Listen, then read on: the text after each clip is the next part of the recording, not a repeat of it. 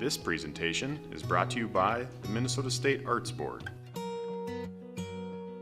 People don't often think about where they get their clothes from or how did this even start. String, we didn't have string until somebody figured out how to spin it and make a thread out of it. And from that, we could make clothes. So this is a pretty remarkable machine that people were using to make their daily items. Fabrics for clothing, tablecloths, bedding. They had to make virtually everything that they lived with. The loom is a counterbalance loom, and it's working off the pulley system. And the pulleys are moving these harnesses. And the harnesses have these holes in them so that these threads, the warp threads, can go through it.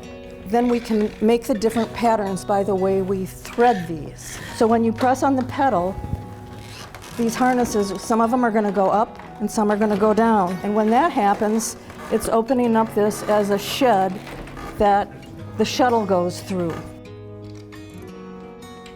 One of the last owners is Katri Sari. She left Finland when she was 20 years old and she came over here. Katri had gone back to Finland and she learned to weave some more intricate patterns like what was being woven on this rug right now.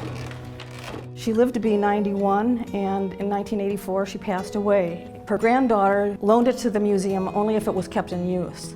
So I consider myself a winner because I get to weave on it. And I've passed along that tradition to some other people as much as I can. I learned how to work with flax through the Range Fiber Art Guild and a class that Barb organized. From the crop I grew last year, I put a pound of seed in my garden and I spun it all into thread and I warped my loom and I wove 2 linen sauna towels. So it is a lot of work, but it is very rewarding. This rug here, people really get a kick out of it because I made it out of 7 pairs of pants that I owned, and there are a couple of interesting dark green pants. I worked with the Forest Service and that was my uniform, and I was glad to see that it was carrying on another youth. This rug was also done on this loom. It's made out of towels. Stripes are very common in many of the Scandinavian rugs, but I also just used that zigzag pattern to bring out the color of the different flannel sheets there.